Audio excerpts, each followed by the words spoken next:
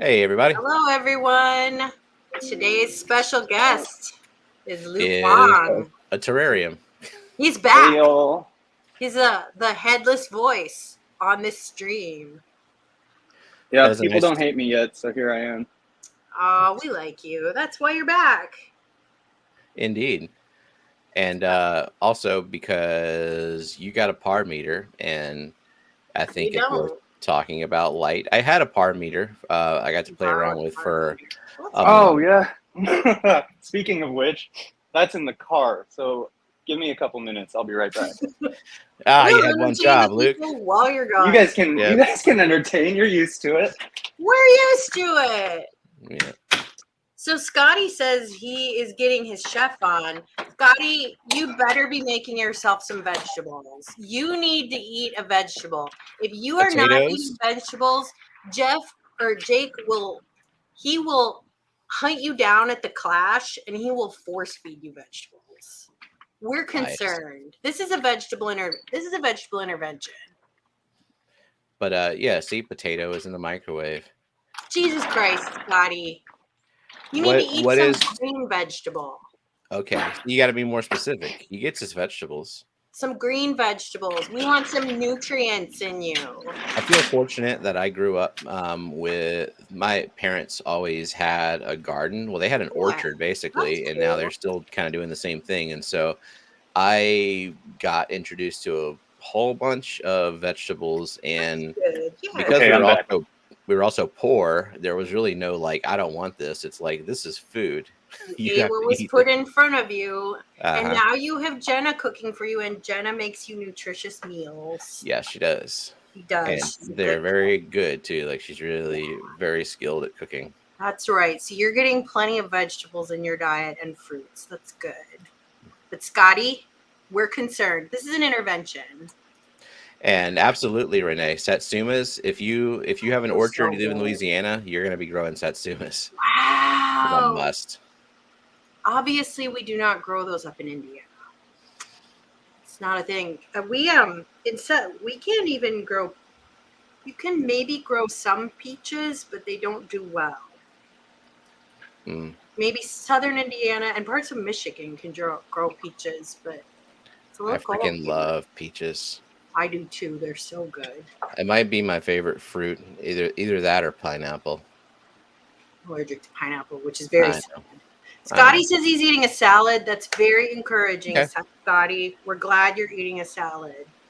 I'm concerned. I had the worst salad ever this weekend. Jenna and I, we ordered Italian food, and we were going to split a Caesar salad along with it. The Caesar salad that they gave was just a big pile of iceberg lettuce and a big pile of grated mozzarella with some overly sweet Caesar dressing, and it was awful. It was inedible. Wow. Yeah, That sounds terrible. it was terrible. All right, so that's a nice terrarium you got there. It looks good. Luke? Are you back from the car, Luke? Yeah, he said he's back. Oh, excellent. Excellent. Did he leave again? No, I'm here. Oh,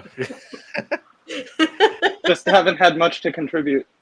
okay. Yeah, we were talking We're about supposed salads. to, yeah, we're talking about eating vegetables. That's all. Yep. So, what is in this terrarium? Plants that I might Livestock recognize. wise, plants. Plants, livestock, everything. There's Yeah. no livestock. I guess there are some isopods that are from my backyard, but Nice. Oh, that's cool. eventually some dart frogs will go in here. Nice. Nice. This is my little jewel orchid collection, Those are so cute. I love jewel orchids. and I have So one pretty. flowering. Oh, how cute. The That's flowers are less exciting than other orchids, but they're still fun. Nice. That's really There's cool. some hygro compact down here, growing immerse. Oh, cool. cool. Oh, it looks really good. I like that. Very, Yeah. very glossy. I like that. Mm-hmm. I mean, I like it in a tank too, but I also like it in a terrarium. Yeah, cool. hygro looks Persicaria, good. I think I've sent you. Yeah, I really like hygros. This is Amidrium medium. It's not a aquarium plant. Mm, It's a epiphytic aeroid. nice. I got a 3-leaf trimming, and I really shouldn't have cut it down to 3 single nodes. So this was a single leaf that now is 7 after like almost a year, which is so it grows a little like unfortunate. A little submerged. slow. It grows like submerged It'll take Anubias without CO2. No, it grew from 1 leaf to 3 over the course of like 8 months, and now it's 7 over the course of the last month or 2. Picking up some So momentum. Yeah. yeah, it's just taken a while because I packed it down too much. There's also a Bulbitis in here, and a couple Anubias and Booses, Nice. and my vanilla. So if I were to take, I enjoy endlessly. I grew a vanilla orchid in college. if I were to take Bulbitis and go completely immersed with it, do I have to like basically just start from a bare rhizome? I wouldn't say so. No.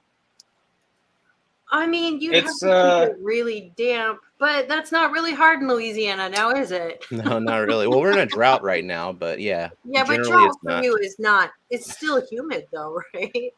I think so. Well, it's also, yeah, if you put it in a terrarium setting, then a lot of those aquatic leaves actually will continue to just survive and photosynthesize for a while. Cool. Steven, I can tell you what your humidity is. All right, tell me. Okay, I don't go outside. I'm not Well, going because out there. I have Baton Rouge on my phone still.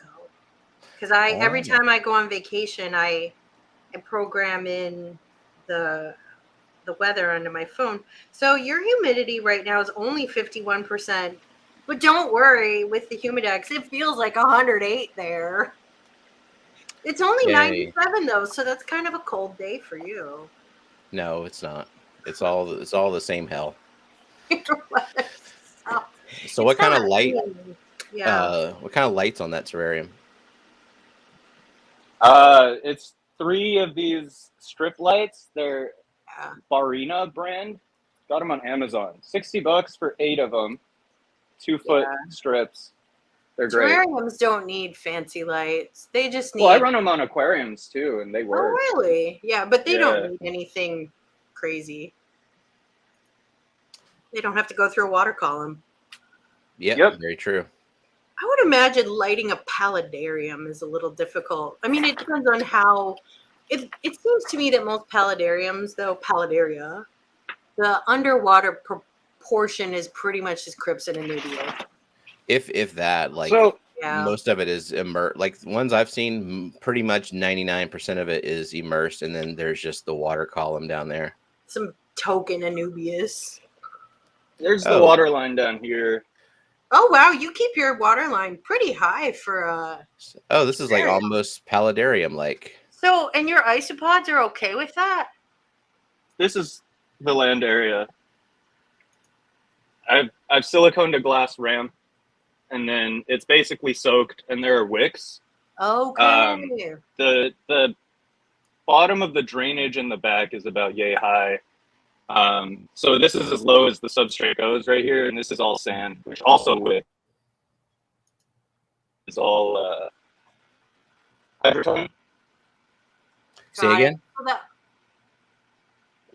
You broke up. I didn't hear what the last thing you said. Oh, in behind this sand is all hydroton, and then it's covered in ABG mix. Okay, gotcha.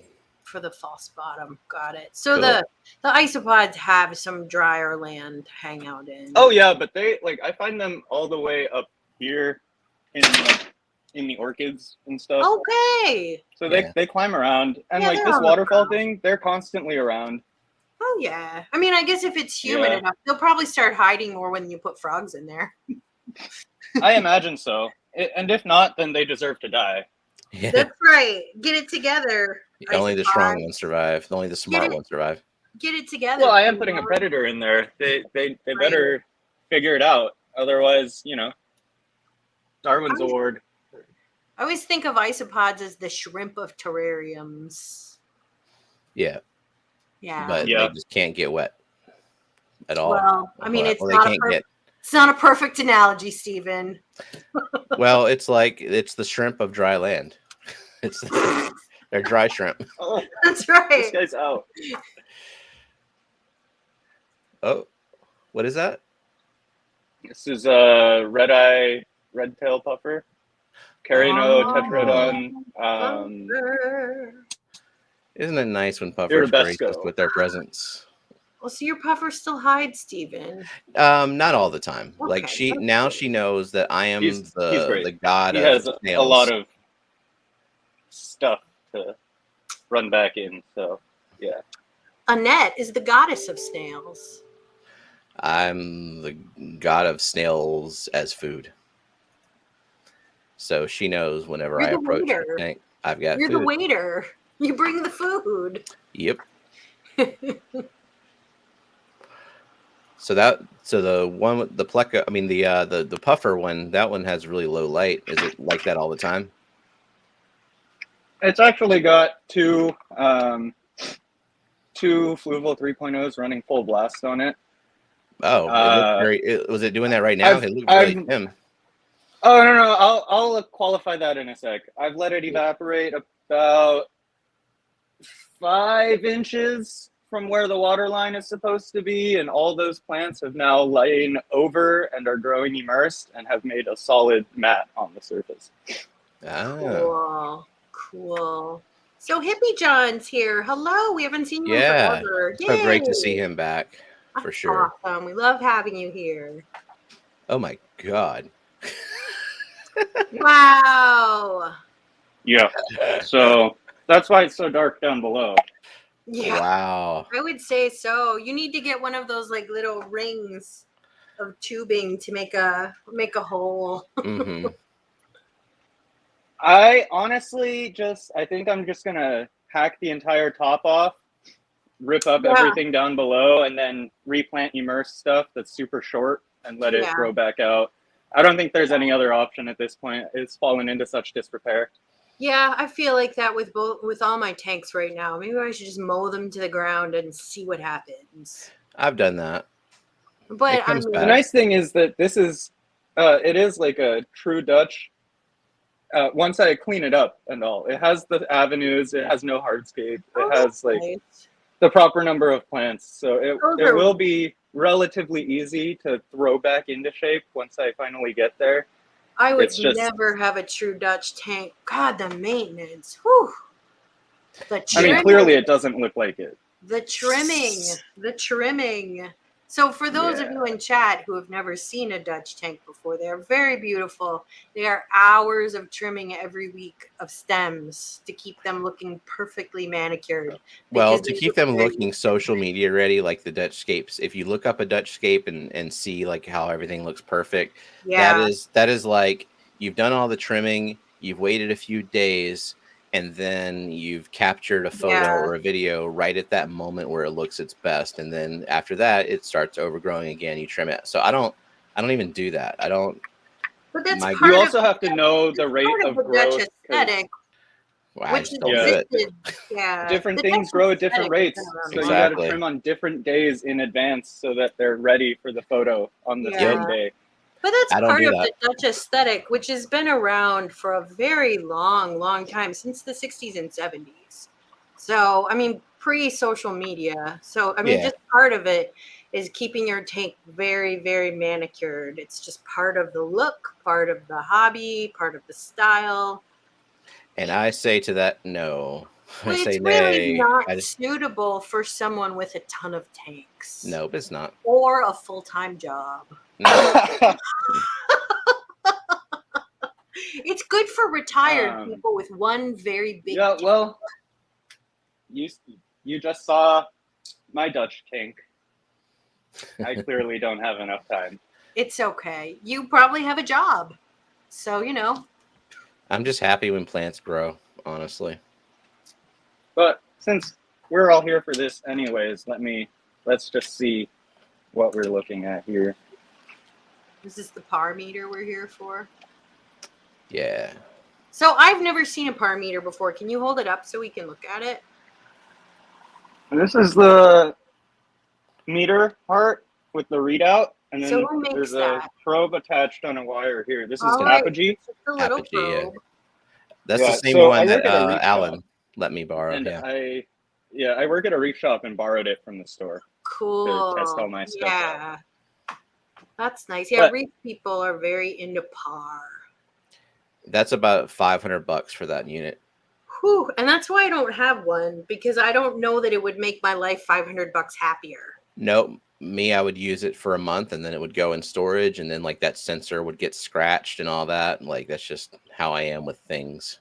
And then So Jenna would be like, "Why did we spend $500 on this? yeah. We're not $500 happier." No, we're I not. think it's great to borrow one and know Yeah, what you're I would agree working with with, that. but you don't need to own one. Yeah, I think a lot of clubs own one that you can check out. I believe that Circle City Aquarium Club has one, I sort of think, which is a club I'm sort of affiliated with, in that I bought a membership but have never gone.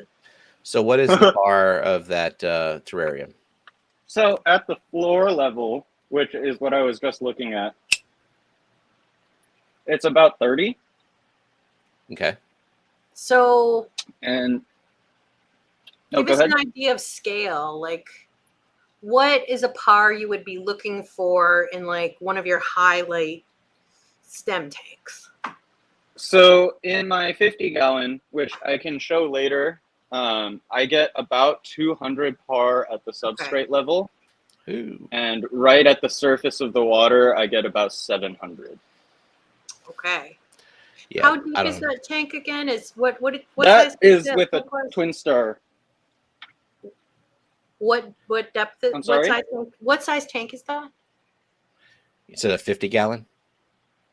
This one? The one with your twin highlight. stars on it. This one that we're looking at? The highlight? looking- Yeah, that's a 50-gallon. It's We're looking at the terrarium still. we are. Yeah. You might We're have. not looking at a 50-gallon tank with. No, I think you might have. Maybe your video No. froze or something. Oh. No, we're still looking at the terrarium.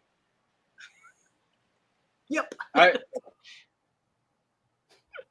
I'm so confused. I thought that you just wanted to know for comparison's sake. Oh yeah, so like the 50-gallon. Can you show us that one? I can. We 'cause I have wanna to know move out how- of the fish room. Yeah, because That's I why want to know haven't how yet. deep Oh, okay. your 50-gallon is. Like, is it like 18 inches deep or? No, it's with the substrate. It's about 14 inches deep. At Okay, the so bottom. it's like at the a top of little the more substrate, it's about 14 inches. Yeah, so it's a Okay. little more shallow tank. Yeah. Yeah, 'Cause, like, 17-inch total from rim to rim. So Yeah. about So 16 glass and then 2 of substrate. yeah. So the relationship between par and depth is not linear. It's a geometric, so it's like based on square or cube. So the decrease isn't a straight line proportional. It's like a J curve. Yeah. And so that's why deep tanks are harder to light. That's why a 40 breeder is super easy to light. My 90, like I can just keep putting lights and lights on it, and it doesn't make a difference. You've got 3 lights on the 40 breeder. I mean on the 90. Is that right? Yeah, So- I've got 3 and they're at full blast. Remember, I do have a lid. Yep, lid. me too. And lids also, I'm interested in how much lids decrease par. Also, my So lid could be cleaner. yeah, I actually have it written down somewhere. When I used the par meter, I measured the like off axis with just one of the 3.0s on, with the lid, without the lid, that kind of thing. I think in general it was like around 100 at the substrate level without the lid. So it puts off decent light, except also you want to have tall plants, and tall plants really like block out a lot of things. Do.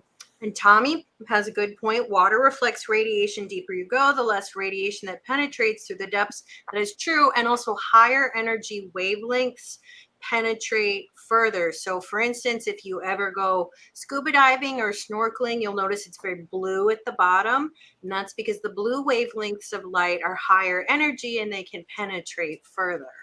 But plants love blue light. Chlorophyll, that's part of their action spectrum that they can use, is blue. So So Alec points out I equals 1/D2. Yeah, so it's a geometric decrease. I did not know that equation. It's been a while since I took physics. It's been a lot of years. All right. So this is that's where you sent me that Samalist. Is this where you have this is where you have the Bedatia, the Madagascar rainbows? Mm-hmm. Oh, I love those. We don't see those very often. They're so pretty. No. Will you take some of those and take pictures of those and send them to me? Because I want to post them to Rainbow Fish Live, the Facebook group I moderate. Or you could join that group if you're on Facebook.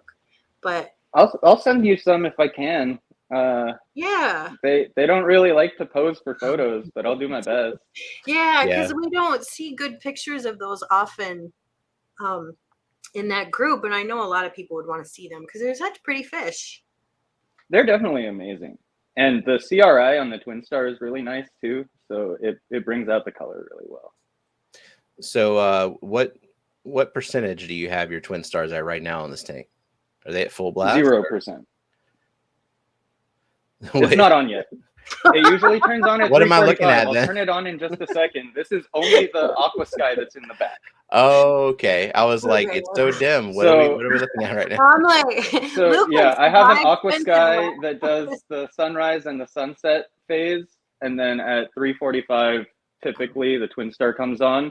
But since it's not on yet, I figured I would just test only the Aqua Sky in the back, and then we can have a better understanding of everything. So do you have your Twin Stars up on legs or like on suspended from a wire? Yeah, it's a suspended one on a UNS pair of legs, and then I put wood stilts on my stand, so they're not actually connected to the tank. Yeah, I have my Chihiros on a hanging kit, like a wired hanging kit.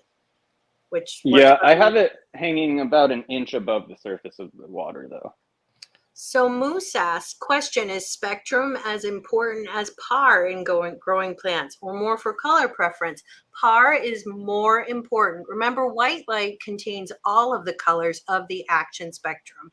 And actually, plants can use all of the color spectra because they have accessory pigments. So if you're from the north of the United States, you've all seen autumn leaves before. And you know that they're red and they're yellow. And that's because the chlorophyll dies first and you see the xanthophylls and the beta carotene left. So those accessory pigments, what they do is they cluster around the molecule of chlorophyll, which is the primary photosynthetic molecule, and they act as like an antenna, you know how like a satellite dish, you know how it's got that disc shape? And so it gathers in those other wavelengths of light and it sends it to the reaction center, which is the center of the antenna. And so it can use that too. So it can use all parts of the spectra. Chlorophyll prefers red and blue, but the plant can use all of it. But par is the most important. So par is intensity. Nice. Well said. Yeah. So Tommy says that spectra are for human visual aids only, and that's not precisely true. I mean, you know, different wavelengths do mean something, right? Like you can't bombard your tank with microwaves and expect it to do something, or X-rays. Like it has to be in the spectra that they can use, which is visual light. Yeah, but the thing I was trying to explain on a stream the other day was people who were like, I think the night crew grows plants better than the Higer, than the JCNP, and I'm just like, those are all the same crap, right? Well, yeah, I mean, they're not sure. They're not bad lights by any means. I can grow plants just fine with all of them, but it's like to have a preference over one is kind of silly. Right, and better lights, here's what it gets you. It gets you much more intensity, much more par. It gives you choice of color spectra, which isn't going to help you grow plants better, but it gives you different looks. Like your plants will look different, your fish will look different. You may like different things. It can also give you a better app for controlling that. That's what you're paying for. Yeah. Now, would I spend money on that over CO2? Also, I mean, I'd spend my money on CO2. Mm-hmm. Light intensity is definitely going to bring out colors as well. Yeah, There's definitely. no A dim real paint need doesn't look for that good. plants to make any accessory pigments if you're just giving them exactly what they want. You know, if you Yeah. blast them with too much light, then they need to tan a little bit. And Yeah, that's, so in my opinion, that's where the majority of reds in the I would hobby come agree from. with Yes. you. So Yep.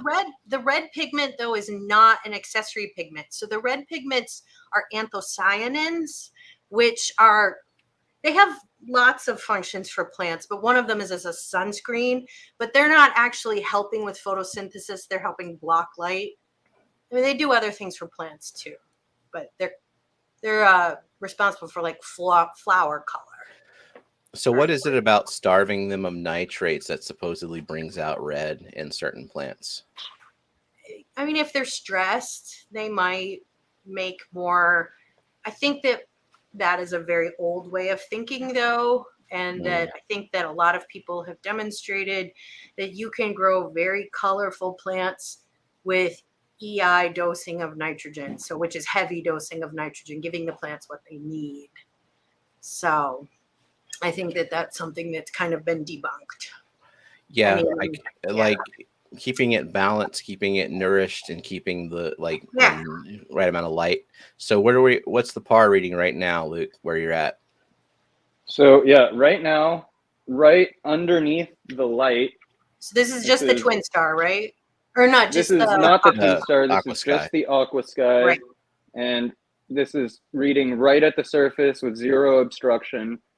It's at about 120. And then if I go down to the substrate level, which does have a slope back here, so it's less tank depth. Yeah. It's maybe It's gonna be like 4 a foot deep or so. Yeah, maybe a foot deep or so. Yeah. And there are plants here that are in the way, covering it up. Right here where I'm looking at, I have one par. Yeah. Ooh. So it kind of just shows you that, like, with a tank that deep, one Aqua Sky, exactly, not enough. Now, one Aqua Sky Yep. on maybe a 40 breeder might be enough for some plants. Although there is something to say, and we can go back and look at that other tank later too. You don't necessarily need that much par anyways to grow these plants. Yeah, I did want to talk about that. I have 5 Aqua Skies growing in the plant farm in the fish room, and it's because it's a 2-foot wide tank and they are not particularly powerful, as we've seen. 5 of them give me a max par rating at any one location of about 100 to 110 at the substrate, at like the top of the substrate in the pots. So they're not super powerful. I mean, that's still a lot for a lot of plants. Like that can, for someone who is not on a very strict fertilizing regimen and doesn't have CO2 injection, that is too much light, in my opinion. Like it can, it can throw things out of balance. Right. I mean, you don't, and I grow mostly low to medium light plants. So that's with the Twin Star here. So Zenny has a good question. So she says, from what I've determined, EI dosing is just winging it, dosing slightly more than what you would need and making sure to do enough water changes not to grow algae. Am I missing something? You're correct. So that is the beauty of EI, is you don't have to dial in to every single parameter that every individual plant needs, because every plant has slightly different needs. You're just giving enough that everything has it in slight excess, and then 50% removing it. And so you never go too high, but you're also not trying to zero into every individual plant. You're winging it with like a ratio in mind too. Like you're not just going all out on every single nutrient, micros and macros. Right. But it is slightly in excess. Man, look at those Betta. Oh, they are so pretty. I like them. Love those fish. And Zenny, she hates traditional rainbow shapes because she likes to body shame rainbow. Me too. Well, you also body shame. I'm on your side, Zen. Well, I guess this is the. They're very torpedo-like, and they're so. I only have torpedo-shaped ones here. See, I have 3 different ones, and none of them are the tall-bodied ones. The lesson here is don't apply your hatred of rainbows to all rainbows, because look what we got here. Well, and they're pretty. I would say they're fairly genetically distant from the Melanitaniid rainbows, but they're close enough related, and they're beautiful. They're beautiful fish. Zenny says rainbows body shame rainbows. Yep. Curvy girls need love too. Curvy fish need love too, Zenny. Mm-hmm. We don't fish body shame on this channel.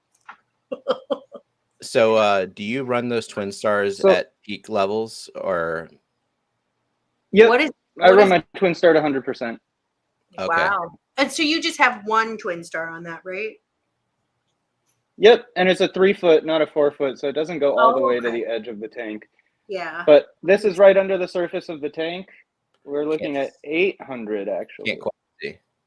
But yeah, I believe you. 800. Yeah. Yeah, that sounds about right. And so at the substrate level, because of the plants I have in front not really covering anything, I am currently seeing 243. And that's how far down? You said about a foot and a foot? About 14 inches. 14 inches? Yeah. Yep. So, Tommy, I've got to disagree with you on this one. It says this is the importance and the perfect example for showing people that need to monitor their nitrates as elementary as it seems. I never monitor my nitrates because I do huge water changes every week. So, but there are so I think Luke is a good example of needing to monitor his nitrates because I'm assuming a planted tank like this can dip down to 0 pretty easily, right? Yes. Yeah, that's how I've settled on the every 3-day water change. If I wait 4, then it's 0. Yeah. And I double dose. So I push it up to about 45 or 50 when I do my water change and dose. Yeah. Yeah, and I don't. Although this is why here. This is my mangrove. Yeah, the mangrove can. The mangrove really sucks them down. Anytime you have immersed plants, it's recently done this on its own. Yeah, I dose so high because I have all those immersed plants. So, do you think that your mangrove is going to do well long term in freshwater? I guess I don't know a lot about them. I think it will. I am confident that it will, but I'm not sure that it will do better than saltwater ones. Yeah, I don't know. I do have a little reef running that's rooting out some mangroves now. Okay.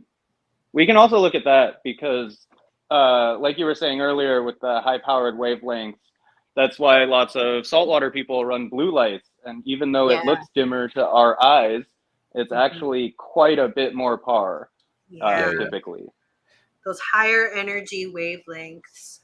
I just I don't really like the look of the actinic lights. Like I know, one, they're powerful, and two, it's sort of the reef aesthetic, but I just don't I really like the shallower marine environments better, where some of the other colors penetrate. But in the little tank that I have the mangroves in, I run a lot more white light.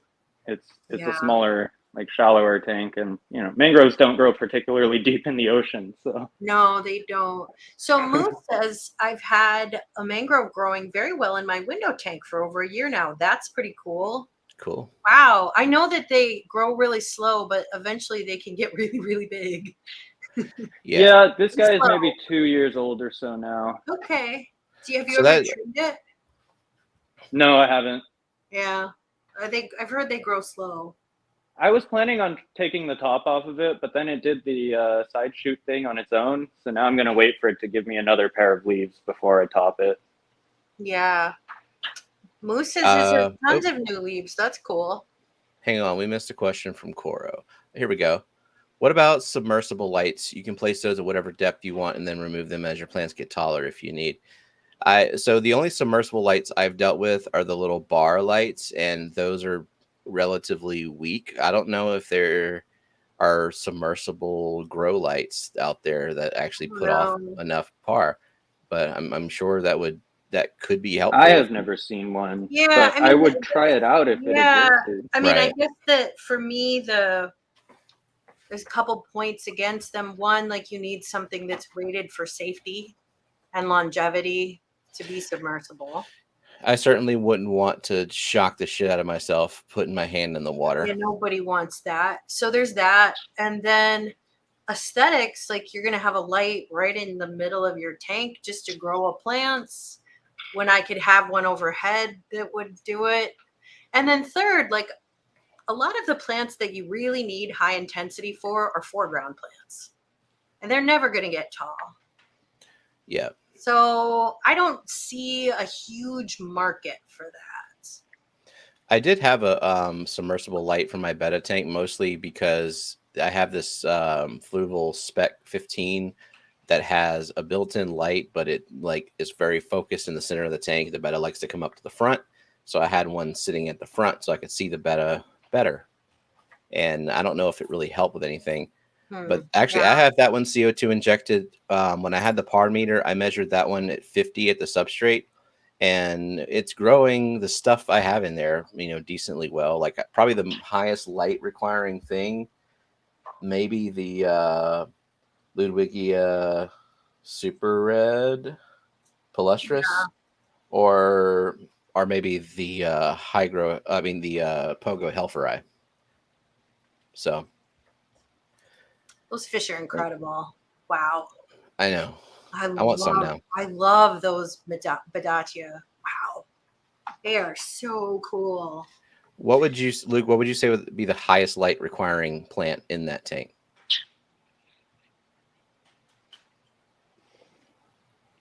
Light requirement or just highest light requirement to get to express the certain colors that you're looking for.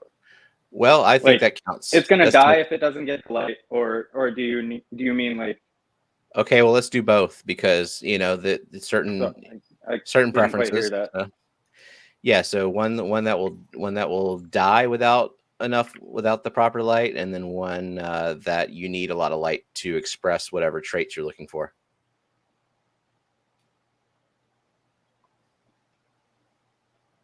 So this Xyrus, this fan-shaped guy, is probably gonna need the highest light. I killed that immediately. Really don't like not having enough light. Yeah, I killed that immediately.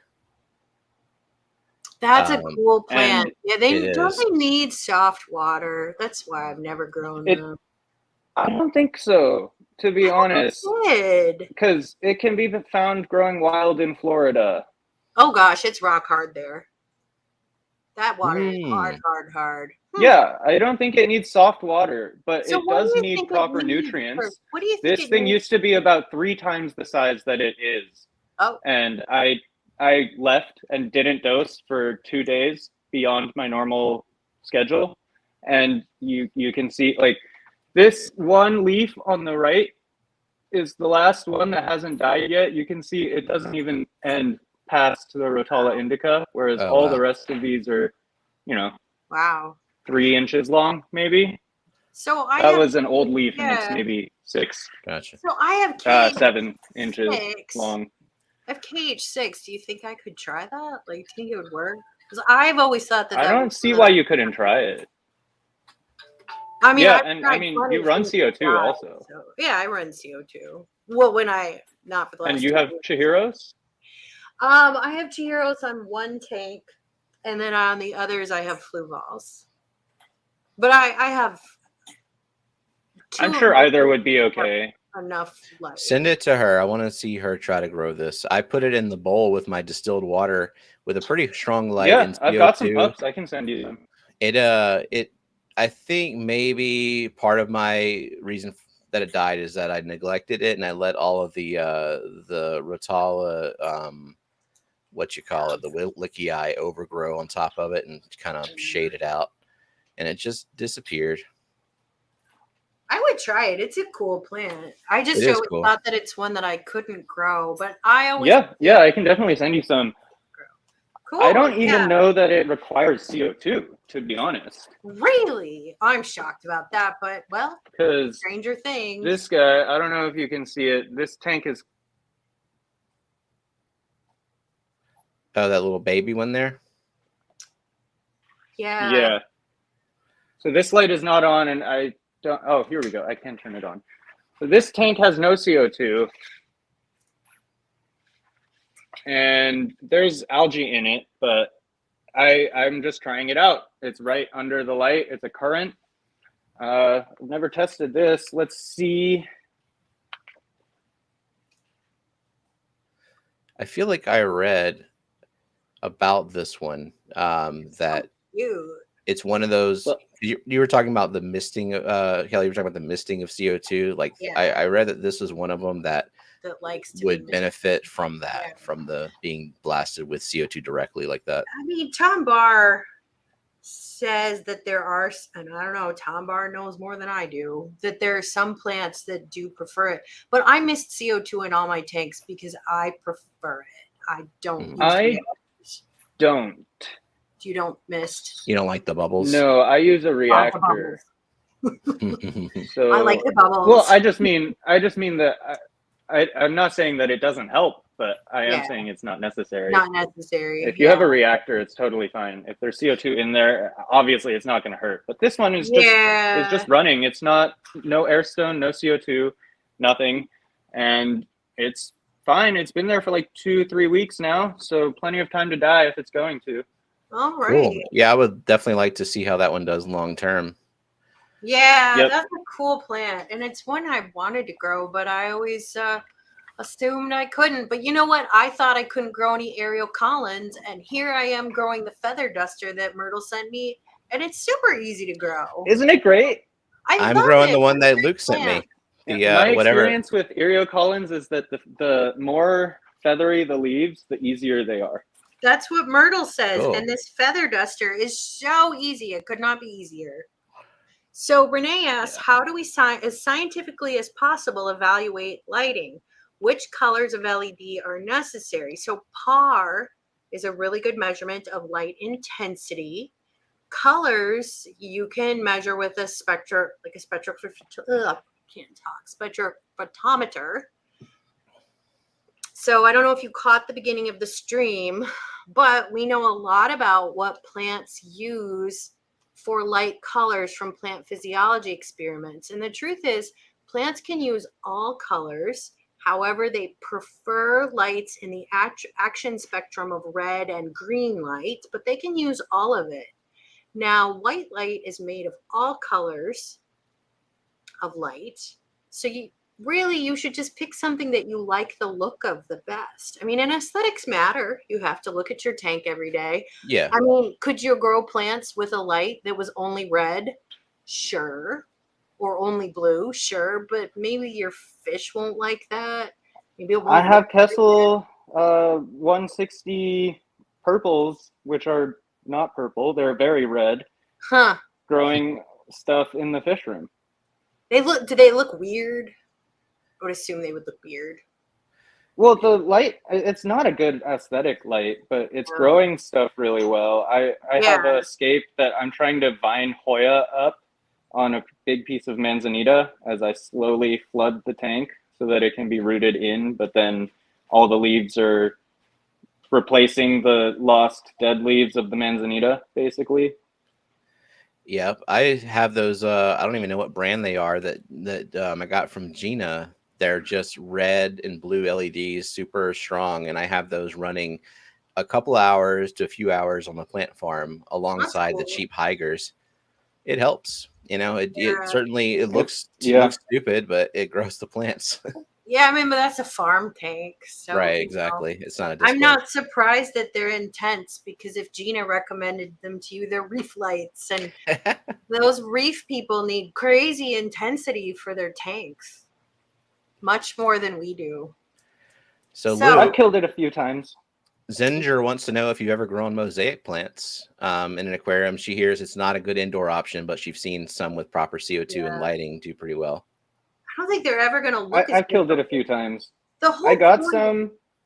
Yeah. And It did look good for a while. It was growing. It made a couple heads, and then Yeah. all of a sudden they all kind of just fell off and it died. That I'm was not my sure what happened there. exact experience trying to grow them inside too. Like mean, the they whole look good, they point, died, and I yeah. don't know why. I mean, the whole point of Mosaic, though, is that look from above, which you get in a pond or I guess an open topped, like shallow cave. Yep. I was supposed to grow one this year and I won one on the Aquatic Morning Show, but it's never arrived. When I get my big lowboy set up that's going to replace this tank, I will try it again, because I think that really if cool in there. if it's shallow enough where you can plant the stem that you get and it can still have its head up on the surface, I think it can do fine. That's when I had it doing the best, but then it's not a super robust stem since it loses all its leaves and it's just kind of like hanging there. So if something accidentally like bashes it or takes a nibble out of it, I conjecture that may have been the issue I had, honestly. I can't say for certain, but So Refugium lights aren't a ripoff then. Are we talking about a saltwater Refugium, or I'm assuming? I mean, light is all I about would say Refugium lights are not a ripoff. Yeah, I mean, you need to get enough par to get your car where you need to go, and whatever gets you there. And I don't know how intense those lights are, but yeah. So yeah, Refugium lights need to be as powerful as the light running the reef on top of them, because otherwise they won't actually culture the algae that you want them to culture. The algae will decide to grow in the reef. Like Chaeto in the Refugium will not grow fast enough to fight off the hair algae that's in your reef. So you need a powerful enough light to make sure that the algae you want to grow down below is thriving well enough to actually combat the algae in the display. I mean, you certainly don't want your Refugium with no light. You need something. So speaking of ripoff, though, I know a lot of people will look at something like the Twin Star and see the price tag and think, "Oh my God, why would someone pay that much for a light?" But as you were saying, Luke, it's actually a pretty good price per par for that light. Yeah. I mean, as we saw earlier. Oh, and to answer the earlier question real quick, this is Laganandra pink cross silver powder here. Oh, I love Laganandra. In less light, it would just look kind of green, but you can see these like silver streaks, and then so pretty. Nice.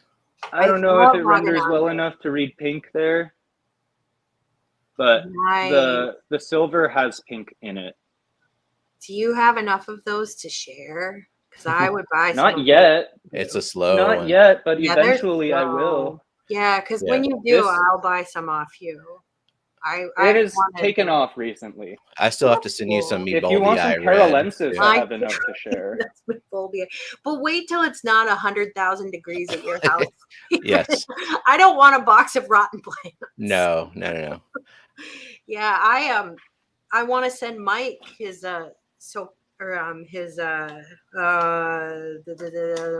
what's the sword I'm sending him? It's the tiny one. My brain has disappeared and Myrtle is not here to help. Kleiner bar? Is it Kleiner bar? No, it's my small sword. Oh, it's my anyways, it escaped my brain. The Howdy Red Pearl? Haydai Pearl, thank you. My Haydai Pearl. I've had a Haydai Pearl. I've wanted to give him forever, but Mike is. I have a bunch of those pups. I'll show you my mother in a bit. It's not. Yeah, mine is. It got pretty big. Yeah, but it doesn't get huge. It doesn't get huge. Right, yeah. I've had one for a couple of years. And like in a 90-gallon, it's an okay mid-ground or even almost foreground story. I agree. Yeah, he has a 125. Do you want some of this Laganandra carolensis? I have do. Enough of that to share. I do. I do. Is that pink flamingo in front too? Yeah. Nice. Cool. So over here, it's actually only about 50 par. I measured it earlier and forgot to mention it. In the very corner here, it's about 50 par. Yep, and that's totally reasonable for what you've got growing there too. Like it's plenty. Yep, Marsilea and the crypts. There's a variegated boost right up here in the front corner, and the Anubias Pinto also. Neither of them really need highlight. The Carolensis does really great under low light also, and it's getting blocked by the Ponegeton. So Greg said, I think Miami Boldy I red sat for 8 months before growing a new leaf. Yep. So did mine. It like Kelly sent me these tissue cultures that I thought died, and then like 6 months later they just emerged from the dead. I know. I was sharecropping the plant farm. I bought a few tissue cultures for it. Oop, almost missed this question from Big Shrimp. And do you know the difference between Seachem, Equilibrium, and Replenish? I never heard of Replenish. Replenish is just liquid. Maybe there's something else in it. I know the Equilibrium is calcium, magnesium, and potassium powder. Replenish, I think, is some kind of GH boost. I don't know. If it's different. So they're both GH boosts. Had to use RO due to iron and well water. Okay. Use Replenish now. Well, I know that it's cheaper. If you want to save money, you can do what Steven does. You use that stuff from Nylock G, right? GH Boost. Yeah. I buy like 10 pounds of it at a time. Yeah. That's what I would do. If I had RO water, I would get that. It saves a lot of money, and it gets the job. I don't remineralize this. You don't remineralize. Wow. I just put the fertilizer in. It has some. Yeah, your all-in-one has KH and GH in it too, doesn't it? Okay. Yeah. Just enough to make it a little easier on fish. Like I would from RO, it takes my KH up to 1.5 or so. Yeah, and which is snails and shrimp need some GH too, but I suppose it depends on what species you're keeping. Yeah. What do you raise your GH to, Steven? In the guppy tanks, it's like 10 plus, and then in the rest of my tanks, it's between 4 and 6, 7, 8 ish. I'm not precise with it. It's eyeballing scoops based on what I think I drain. Yeah. So, it's, and then every now and then I test it to make sure I haven't like shot it up to 300 ppm or something. And the guppies need more. That makes sense. Because GH it's not a big deal. And I whatever possible I do to avoid adding KH to the water. Right. So what about your snail, your mystery snail? Does it need a little higher? Yeah, like I kind of, for the snails, I target the same as the guppies, basically. Got it. 10 to 12 GH. Yeah, my water is 6 GH KH out of the tap. So I have a mystery snail in this tank. Oh wow! Let's see how it looks. I bet it's very happy in there. Cover your eyes, Jeanette. Cover your eyes. Oh boy! Oof. It's a little bit pockmarked. Yeah. Ooh. I think my snails. Well, I mean, they don't look the greatest, but they don't. I would never keep a mystery snail. I wouldn't. I don't have any planted tank is. I don't have any non-CO2 tanks. Annette, cover your eyes. Cover your eyes. She's already seen it. Oh God. She is devastated. Jake would not be okay with that, Annette. He would not be okay. I'm sure I'll get hit later for it. It's fine. So that maybe you should send that snail to Annette. She'll rehab it for you. Does she want to send me another one to sacrifice? No, she will not sacrifice any snails. What are you using that mystery snail for? So what's the mystery snail's purpose? It eats random stuff on the substrate. I thought they just pooped a ton. I am not very knowledgeable of mystery snails. I've never kept one. I mean, I'm assuming it poops less than the average one because it doesn't get any, like, the fish are very aggressive feeders, so nothing falls to the bottom. True. Oh, they're rainbows. Okay. They don't. Gotcha. Rainbows. So that Samolus red that is in the front of the tank there. So you sent me that, and mine has like grown really well. And I just put it in one of my tanks with CO2, but I don't actually know what it requires, and like if I was going to propagate it elsewhere. It's honestly, I don't understand why it's still rare. Yeah, Greg sent me that, and it's doing real good. I don't get why it's still rare. Yeah, the price has come down on it, honestly. That's good. I really like that plant. I think it's really attractive. Yeah.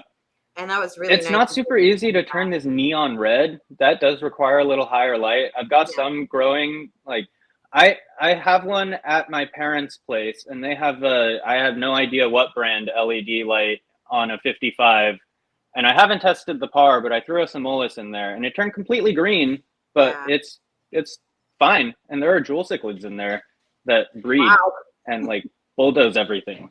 So I guess it gets good roots. It gets good roots. That helps. It does, Mine is doing it's pretty really interesting well. too. It grows like it's in between a stem and a rosette plant.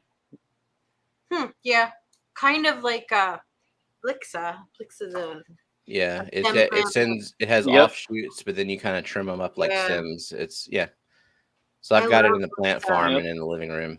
My Blixa Albertia, I bit the dust though. I was sad about that. It looked so good. I think it needs a taller tank though. It was in my 40. It wasn't just not. It was too much. I want some Albertia if you've got some. It bit the dust, but there might be some back there ready to spring to life. I don't know, but it bit the dust. It just really I got some at the AGA and it died before Alan could even ship it to me. Oh no. You know, I bought some from what's her name? Is it Lee May? She sells on Facebook all the time. That sounds familiar, yeah. She's great. She sells good plants. That's because she lives in Brooklyn. And she has that nice water right out of the tap. And she's very still. What am I looking at right now? It looks like a mist. Is that in the tank or is that a reflection? No, that's in the tank. I have this I got this guy for free to test out. It's the Twin Star electrolysis ozonizer thingy. The snake oil machine. Love it.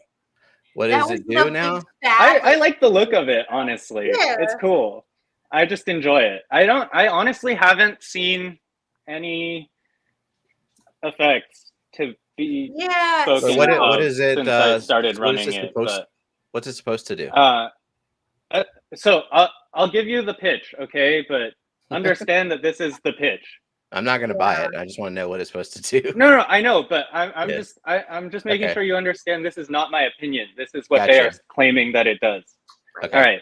So it is an electrolysis machine that charges some particles of water and separates the hydrogen and the oxygen and essentially makes low-grade, super low concentration hydrogen peroxide, which supposedly sanitizes things.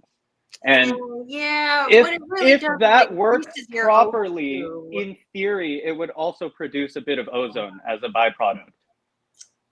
Yeah, because that's hydrogen peroxide creates free radicals through scavenging, which is why you would get O3. But really what it does when you electrolyze water is you get bubbles of hydrogen and oxygen. Hydrogen, it bubbles off. So it does give you locally higher concentrations of oxygen, which your fish may appreciate. But it's kind of been debunked. A lot of people have tested it. It was kind of like the fad like 10 years ago, maybe, that people thought it was like this wonder thing. Yeah. It's a super fancy air stuff. When they came out, they were crazy expensive. And now they're knockoff ones. So Greg has one in a box of junk in the garage. Yeah. They take up a lot of room in your tank. And if you think that CO2 misting is a lot of bubbles, it's about 10x. Well, I just saw that. I'm like, it's a fun effect. That's why I still have it in there. Once it clogs up and dies, I'll probably toss it because it didn't give me any positive effects. But it's cool. Every so often it comes on, I see some bubbles. I like that too, you know? Yeah. So Myrtle says like what a gimmicky underwater fog machine. Maybe next to the boost, Myrtle. Maybe your fish need a dance party. It's kind of like a little rave for your fish. So Amisa has a good question and one I can answer with visual aids. So how tall of a tank does Crinum calamastratum need long term? Can it grow immersed? Well, it can grow immersed. But a couple things about it. So Crinum calamastratum does not like to be moved. Once you plant it, you should never move it. I have never moved the one I've had in 3 years. if you move it, you will set its growth back by 6 months. So I'll show you the one I have, and you can see that it is taking over a 90-gallon. See these crinkly leaves here? This tank, this side of the tank is almost all Crinum calamistratum. It's huge. Can you see that? It's really hard to like point this. There we go. All of this is leaves from the Crinum. So the bulb of that is like the size of a bunch, you know, like a stalk of celery from the grocery store. It's huge. It's completely dominating this left side of my 90-gallon, which I love. I'm actually going to pull all the crypts from there and just let it go. So it needs a really big tank. I would say I wouldn't even put it in a 75. I think a 90 is the smallest tank I would put it in. Be great in a 125 or 180 or even bigger. I have one in the 50. I have a few actually. Gary Lang has one in his 8-foot tank that looks really incredible. And every now and again, he sells pups from it. So I think it gets really, really big. I wouldn't keep it in a 50 personally. It's so big. Have you tried to keep it in a smaller tank? Because I don't know, maybe it stops growing? Because like Bulbitis, I know it'll grow as tall as the tank, but like the Bulbitis in another tank stopped. There's one in the 22 that I just showed you earlier with the Xyrus in it. Yeah, I wouldn't put it in there. The leaves will get like they'll be long, you know, kind of like giant Vallisneria is. So yeah, I don't really think that it requires a particularly tall tank. It just curls over itself, is what Myrtle said. So it gets so big that I think if you really want to be happy with that plant for any length of time, you need a very big tank. For my personal taste, I think something like a 33. You put it on one side and let it blow across the 4 feet. Yeah, I do have a tank. I'm the person that keeps the bottom leaves trimmed also. I think that I'll take the outer like 8 off of my crinum every so often. I think that it's suitable for bigger tanks. I personally just wouldn't keep it. Like you can make it's like a sword. You can make it work in a smaller tank, but if you want it to really like look the way it like just let it grow, you got to have a massive tank. I would just, you know, there are lots of plants in this world you can grow, and some of them will look better in your tank than others. I do like the curled over look, like the wave at the top look, assuming you don't have anything highlight that'll be blocking out. Yeah, it's really, even in a 90, it's blocking off a lot of the light, but it is my favorite plant. I do really like it. So back to that, a lot happier in a bigger tank. That Samolus, Luke. That Here's was what Myrtle sent you. This one here. Yeah. Is that what you also sent me? Yeah, that one is the mystery Samolus that Myrtle sent me. I believe I sent you some also. Yeah. Yeah. Okay. That one's doing okay too. It's not. It's about that. That was size, the one. though. Yeah, like I sent it and then made sure I included a question mark on the species. Oh, okay. Yeah. It's like your guess is as good as mine, so that's what I call it. Is like Samolus question mark. Yeah, my best shaky guess is that it's Abractiatus. Myrtle, when he sent it to me, said it might be Valerandi. But yeah, no positive ID. I haven't flowered it or anything, so who knows? I just have the Parviflorus that Greg sent me, and it's really nice. I like that plant. It's a good one. Zinger's a tiny little disco ball and a little air horn effect when that sound goes off. Party. Raise the roof. Oh, this one's really interesting too. This is ostensibly Potamogeton perfoliatus. And again, I haven't positively ID'd it, but it's super fun. The crinkly leaf one right there? This guy? Yeah. Oh, wait. Oh, never mind. The shape was deceiving from the camera. Interesting. Yeah, so it grows and has no petiole. The back of the leaf completely surrounds the stem. Oh, Hmm. that's pretty cool. Then let's see. Is that in front of that? Is that the Bacopa Sal's whatever purple Yeah. Salazar Slytherin? In front of it, Purple. this here, Yeah. the bright red is Colorata. If you look in the back here, that purplish one is Salzmanii.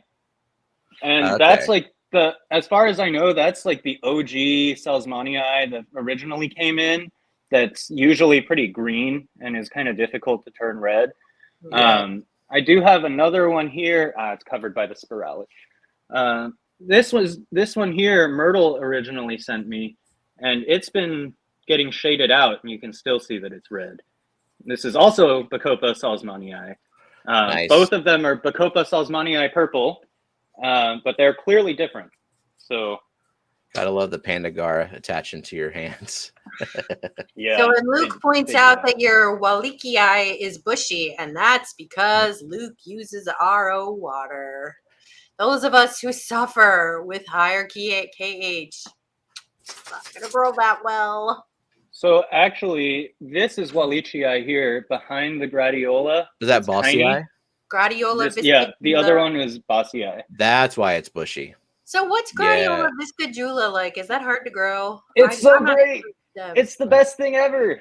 It's a kind of a shorter stem. Like it doesn't Yeah, get too tall. So this is about 5 inches or so tall. That's cute. This one cute. here.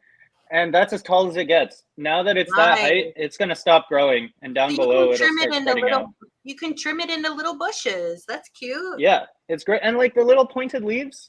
It's really cute. Yeah. Yeah, it's awesome. And what It's is that kinda called cute. again? And there's Gratiola viscidula.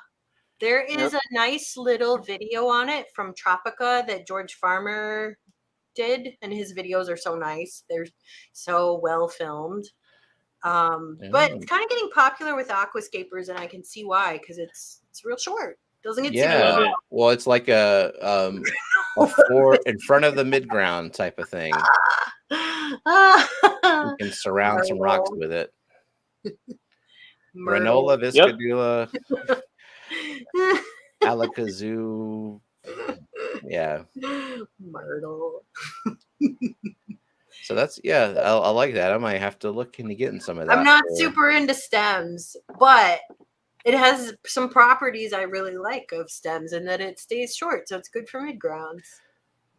I do have some Wallachii growing in my hard water. Over $50 worth of Wallachii before I figured it out. It just does not like higher KH. The stuff that I got from Beck's, I transitioned over to my regular tap water, and it's actually growing. It needs CO2, but it's growing, and it doesn't look bad. But it's never gonna look as good. No, but before I was just killing it. Now it's actually growing and looking passable. Like it's looking Just decent don't enough see for me the to point keep. of keeping a barely passable Rotala when there's 5 million Rotalas. I'll send you a picture of it. Like it's good enough for me to keep around. But don't actually send it to me, because this is a Rotala free zone. Oh, I'm gonna sneak it in with the guppies.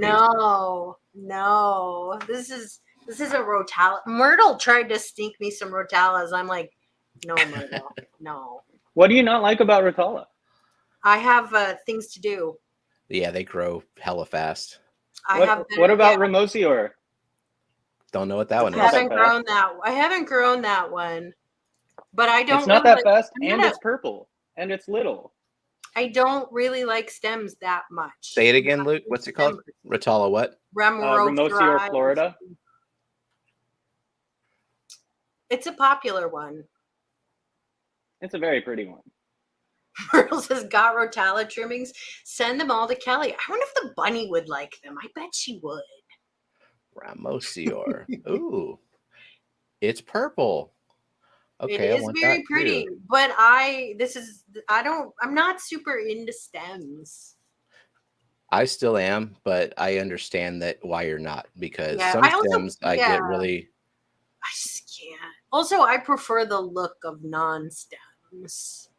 So, Genesis, the bunny won't eat the guppies and the plecos, but the cats will.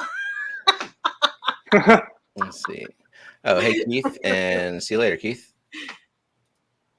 Bye, Keith. like the cats will. So this Luigia inclinata meta in the back is a pretty good example of requiring highlight to turn specific colors. It's pretty neon at the top here. And it looks kind of sad at Thank the you. that's my experience with that plant is like it gets snuffed out by Yep. other things really quickly. Even itself on top of its whorls end up just suffocating the bottom leaves out. Yeah, like you can see, like it looks really great. You got to up keep top, on but top you go of down. trimming it. Ugh. That's one of those ones that you really top and then pull the bottom every time and Pew, pew, pew. throw it back Party in there. time. God, you just said the magic words for making me hate a plant. I don't want to have to top I love it. and replant and top. It's and so replant. fun. I don't find that fun. I have other things to do. It looks so good when you're done, though. It does, but I have other things to do. And if you're selling plants like Luke is, retopping is the way, you know. I hate to say this, but I think I would rather medical write than do that. Like I always like evaluate things that I could sell or do. Mm-hmm. Would I rather do my job or do that? And I think I'd rather do my job.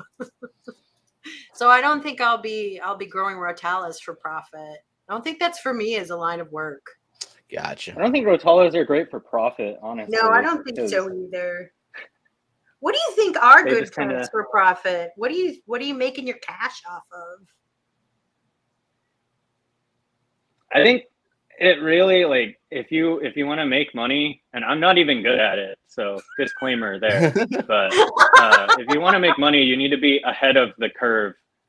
Like Lee May. You need plants that people haven't heard of, like Lee May. Yeah, exactly. She's great. I think that you can make money. She was selling Xyrus like 2.5 years ago. She's something. I think that if you want to make money selling plants, you should sell Java Fern and Bulbitis. All you need is CO2 and just take it to club meetings. That's all you need to do. The Vallisneria Nana Little Yaba Creek is a good one too, I think. I don't know that one. Right. But Val's here it is. Super into. Behind the Ammonia. That's about as big as it gets. Oh my goodness. Huh. Wow, a tiny Val. Yep. And it grows really like small. wildfire. And again, you've lost Kelly. You've lost me. I haven't grown a Vallisneria. Well, it's a Val. I haven't grown Vallisneria since the Obama administration. You know what, Kelly? You need Vallisneria cryptera. Do I? Is it going to be super invasive and send runners up everywhere? No, it's a combination of all the things you love. Stays put. I think what sells well depends on where you are, because you can go to those local auctions, and if you have pounds upon pounds of guppy grass and Java fern and Java moss and just like the cheap fast growers that a lot of fish breeders want, but a lot of fish breeders don't know shit about plants anyway, so they can't keep anything alive long term. That's the kind of stuff that sells. And the thing is, like, Java ferns, if you have CO2, grow pretty fast. But if you don't, they grow kind of slow. Yeah. So, like, I can grow, like, a trash bag of Bulbitis in not too much time. So I take a bunch of little pieces off of this Java fern constantly because I'm trying to train it to grow down the mangrove stem. So Coralwork says it's like that hair grass I like. I like Eliocaris parvula. He's a little itty bitty one. That's one I like. Yeah, the mini hairgrass. And if I want a tall grassy thing, now I'm into those feather duster aerial collins that Myrtle sent me. What a cool plant. I love that plant. Cypress helferi is a great one too. Yes, I have some Cypress helferi. It's just not moving. It's just going. It does that. slow.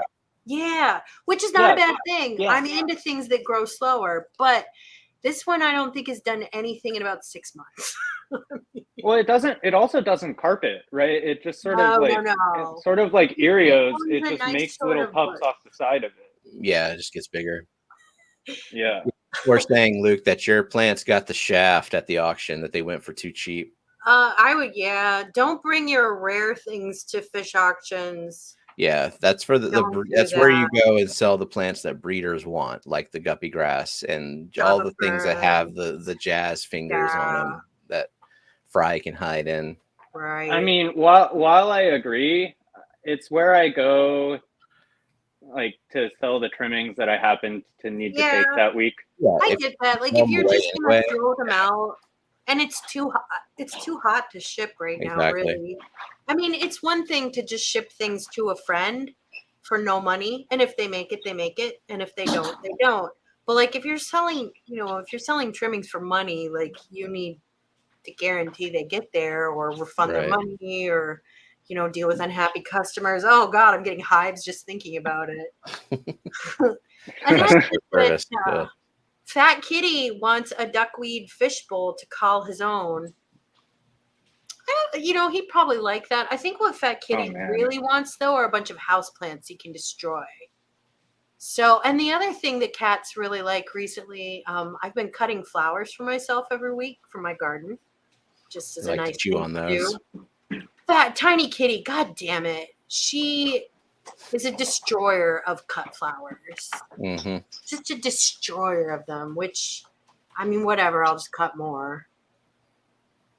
So what's that in the center in the back, Luke? That's just the dark void that I'm seeing. The dark void that you're seeing, is it the moss on the back wall? Maybe that's what I'm looking at. It's just dark in the center, and it's tall, but I can't tell exactly what it is, like, because I can't see a shape to it. I'm looking for something that grows tall and dense that can cover things like intake sponges and heaters. Well, moss is not good for that. No, it's not. You know what's good for that? It's Crinum calamastratum. But how long would it take in CO2 to get to that dense? Because like I was trying to do, it takes a long time. Trying to use like crypt spiralis and like the tall, skinny ones like that. Yeah, but I have to like pull them out and replant them because they don't just like sprout next to each other. They just. It takes a couple years. But then once it's there, if you have it growing pretty well, retrospiralis seems to carpet out really quickly. I haven't grown that one. I've only grown spiralis. I don't know if I have retrospiralis. And Balancy. I think those get pretty thick in my tank, though. Spiralis and Balancy. Yeah. Mm-hmm. I like both of those plants. The spiralis just gets a little invasive. Which is you need a spiralis tiger then. Here, that is a nice plant that grows so slow, slow, but it is so pretty. I really like it. And that's the she pays top dollar at auctions for floating plants. Oh yeah. And you're not alone. There are other people who will pay big money for floating plants. I'll send her more whenever I know it's not going to arrive, just like a bag of mush. Yeah, that's the last thing she needs in her life is a bag of rotten plants. Yeah, and it's happened before. It got delayed, and it was hot, and it just arrived rancid. So Tommy says he germinated several moringa trees, so we can't grow those up here. And your dogs and cats destroyed them all. Fat Kitty, when I first got him, killed about, 30 houseplants within 4 months, 5 months. I used to have a lot of houseplants, and now I don't because I have Fat Kitty. Was that a good trade? It's up to you to decide. Depends on the day. I mean, he is the best cat I have for sure. Like Tiny Kitty, she's a substandard cat. She's a cat. I have her. She's not as good as the other cats. So, I rank my pets. They're ranked. Luke, what is that Ludwigia to the left?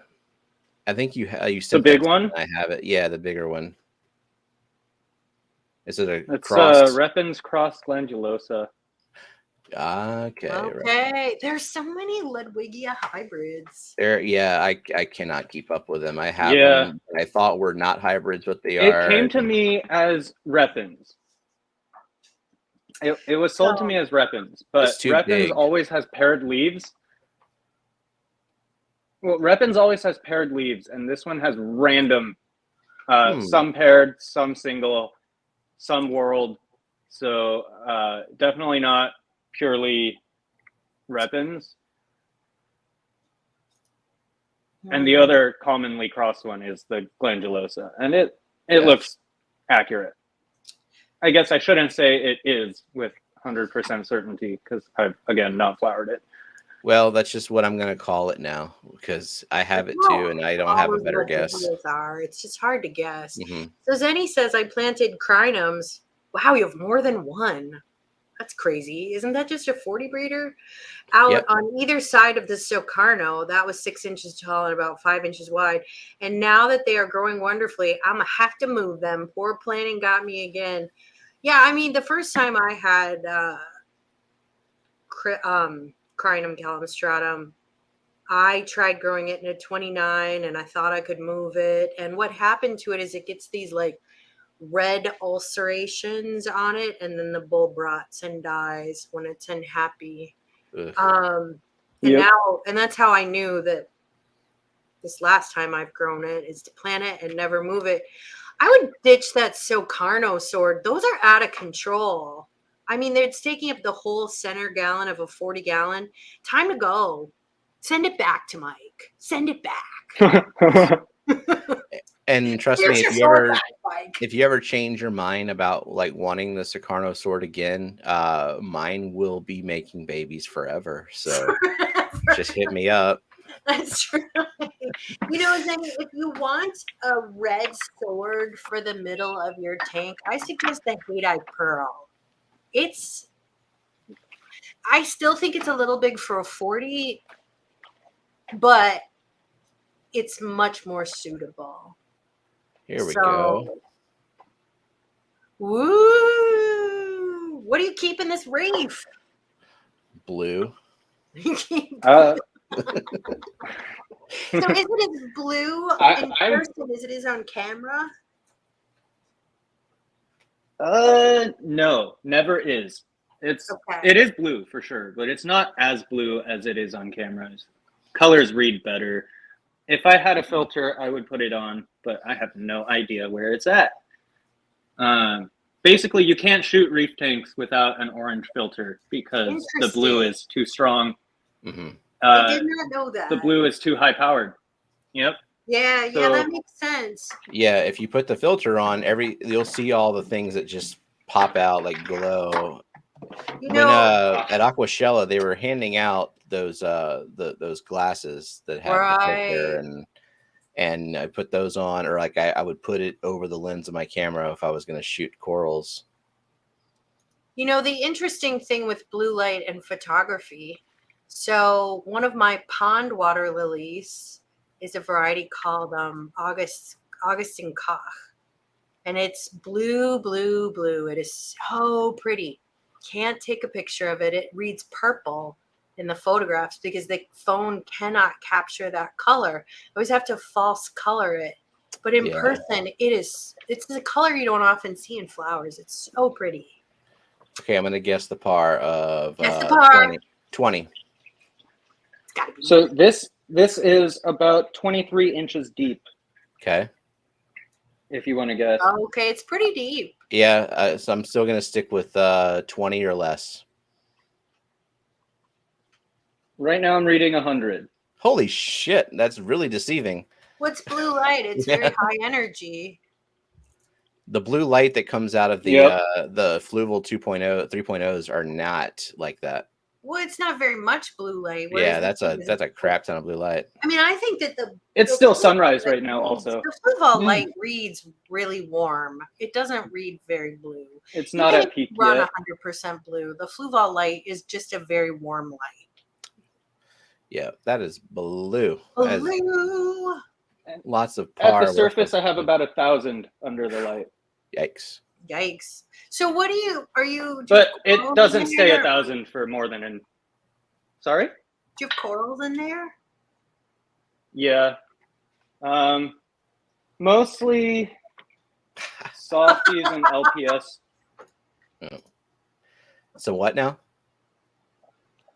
Mostly soft coral and large polyp stonies.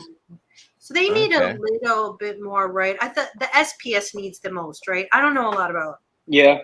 I don't know anything. We need Gina. Yeah, although I think that some of those rules are really easily broken. SPS needing super high light and super high flow mostly comes from people keeping acropora and like acropora only. Those are the fancy, colorful sticks. Right. And those people, they get stick crazy. Their whole tanks are just a massive twiggy, neon twiggy. Yeah, some of those tanks are running like 200, 400 par at the substrate level easily. So. I prefer. So Audra Meyer asked, "Is the blue light required or just for viewing pleasure?" Little of both. Yeah, the zooxanthellae really require the blue light more so than normal chlorophyll in plants, just because they typically are found lower down and they're more made to filter those specific lights. But it's also part of the aesthetic, the blue light. I mean, even when reef keepers keep things that don't require it, they seem to prefer it. For sure. Part of it's aesthetic, but yeah, they do require it. Some things do. This is that red pearl. Oh wow. Hate-eye pearl? Yep. My hate-eye pearl looks like trash right now, or I'd show you, but it's not that big. I mean, it does spread wide a little bit, but it's.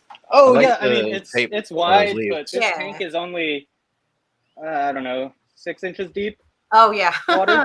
I keep it trim. I trim it up. I trim up the sides of it periodically. I will trim this guy also as soon as it's done flowering. I've already cut like 8 or 9 pups off of it, and then it threw up another stalk, so I'm just leaving it be for now. But it's covering up a lot of stuff. It's a nice sword. What kind of little baby fish you got in there? These are the white clouds. Oh, okay. The Vietnamese white clouds. Taniktes mycogeme. Awesome. You got any? It looks like you got some fry out of them. Oh, they're pretty Yeah. crazy. They do a lot. So coral works, yes. The zoanthids are a kind of algae that live in the coral. Yes, they're the symbiotic algae. The zooxanthellae. Zoanthids are a type of coral, a soft coral. Right. Is Craig saying that he just put 10 packs of Pop Rocks in his mouth at once? Okay, Craig. All right. Things now, are getting wild in Australia. And then take a big swig of soda. What time is it? And jump in the stream, too. What time is it there, Craig? Is this morning? Is it night? I never know. No, it's just some crazy amount of time ahead. I think it's morning time. I don't know if I could start my day that way. Oh yeah. I mean, it really wake you up. You'll be happy to know that this guy is also in this tank now. Craig, you did not. I don't know if you noticed it was missing. Oh, the rainbow sword. Earlier. Yeah, look at that. So why'd you move it? Because it'll make pups in this 6-inch deep tank, and it won't in the 14-inch deep 50. Gotcha. Okay.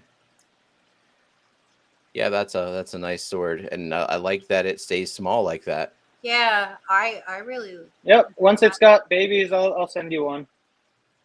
All right. I've been trying to send Mike from All Things Fish his hate-eye pearl for, I don't know, 8 months. But he's either out of the country or it's too hot or I just forget. I just read what Craig said. I see why people are like laughing now. And we're not going to read that aloud. No. What if children are watching? We're going to wait for Craig to like correct. I don't think he's gonna. So Coral Works, yes. Okay. The part of Indiana I'm in is Eastern time. Gotcha. So 17 hours behind Craig. All right. I just assume Craig is always awake. Because whenever I'm awake, Craig's awake. Doesn't matter what the time is. Yeah. You got floaters in there too? Is that just like frog bit, water lettuce? No, that's Marsilea quadrifolia. Oh, okay. That's the bigger Marsilea. Large. Myrtle, which It's one so do I have shallow again? that it has grown out of the water, and even the submersed leaves have gotten the 4-leaf clover look, which Look they at that. typically do not do in the aquarium. So I have one in my pond right now. I have Marsilea. I do have a floater though. I have Marsilea mutica, and it only throws up the pads, and they're like this big around 4-leaf clovers. It is so cute. I have Mars Ikea hirsuta.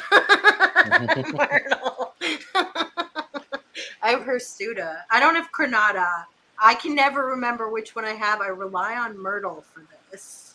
Myrtle's autocorrect. Oh, I also have Granada here. If this Yeah. is quadrifolia, and then this is Granada here. Yeah, Looks a lot like mine. Mine is completely taken over my tank, but I love it. It's a great plant. I gave a bunch to Foxanne. She likes it. Some of mine got coated with blackbeard, so I just cut it out. Scotty says Mars is the parent company of AVI. Myrtle Singh.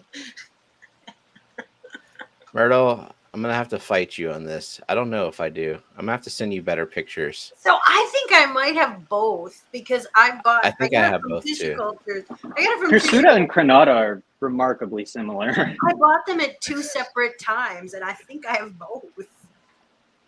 Well, I know that Brookley put some in my tank that she is got it different. from me. Yeah, and it's different from what I got from Mike. Yeah, she got it from me. Yeah, mine are from Tropica Tissue Cultures, but I bought them at 2 separate times. Now I have so much of it, but I love that. Scotty says IKEA makes cheap beds that break during certain times. What would those certain times be? Over vigorous naps? Don't buy the cheap bed. Get a IKEA better bed. IKEA makes furniture at the price you're willing to pay.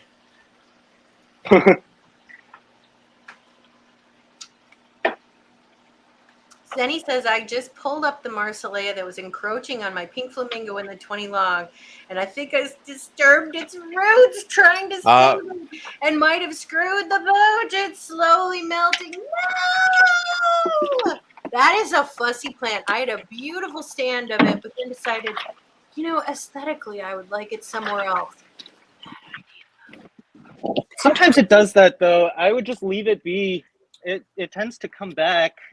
I don't know. This was Not like in a hurry. This was 2 years ago. It ain't coming back. Oh, not for you. Oh, okay. Yeah, it's not coming back for me. Too late for you. Too late for me. But for Zenny, maybe.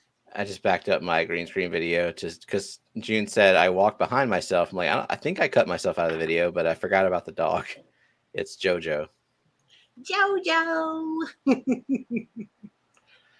That's my favorite part of it. Just every now and again, this giant dog walking across. But JoJo is pretty big. Yep, it's a big old dog. She's a big dog. So is this tank here CO2 injected or no? It is, yeah. Okay. This is the can here. And then 20 pound? It has it's a 20 pound up to the ceiling. And then it drops back down here to the reactor here. I have thought about doing that so many times, but like getting a 50 plus pound CO2 and just a bunch of manifolds on it, however many can feasibly go on it, and doing like attic runs. I just use the tank sizes that I've amassed over the years. I mean, how many can you put on? Is more than 5 gonna work? I don't know. What did you say, Luke? I just have the sizes that I've amassed over the years. I haven't paid for any of the tanks themselves. I just switch them out. So Okay. I have a 5, I have a 10, and I have a 20. Gotcha. I have 2 10s and 2 5s because I have backups. Yeah, like running the 20 on the 90 gallon. I don't really want to add anything else to that 20 pound because it's you know, doing CO2 in a 90 gallon is already uses a lot for me. Yeah. Myrtle says you'll never need a check valve for that ceiling line. Nope. This is true. Gravity will take care for you. Yeah. Zenny says I indeed do not have a check valve on it. One less thing to worry about. There you go.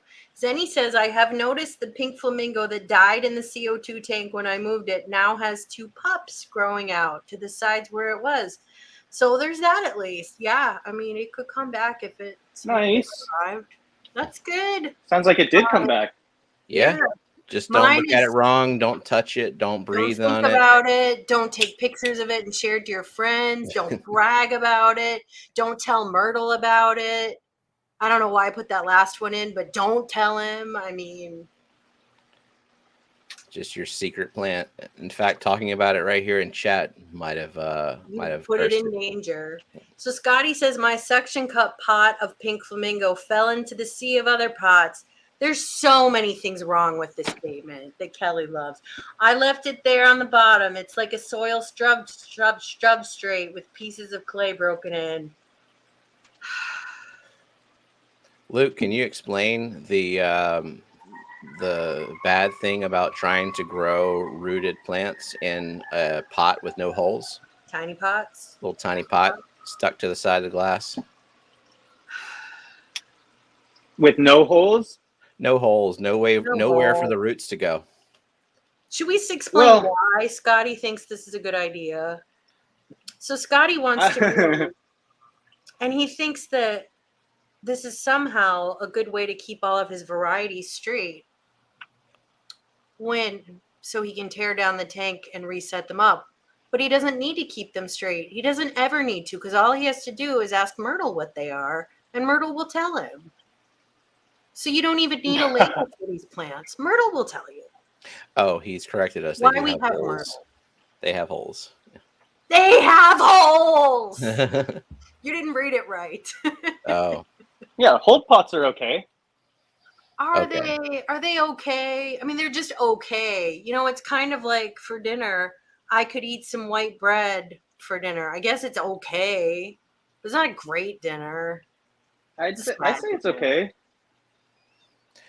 Those are larger pots that you got going there. These ones are 2-inch, 4-inch, 6-inch. Yeah. It's not a long-term solution. So is that a plant for profit tank you're doing here or what? I guess our situations are a little different too. Yeah, this is the farm tank. Nice. And I'm doing a water change right now. So Sketty Nona says, my Betta got boiled. I went to use clove oil and discovered the heater malfunction. Oh, I'm so sorry, Sarah. God, heaters, they suck.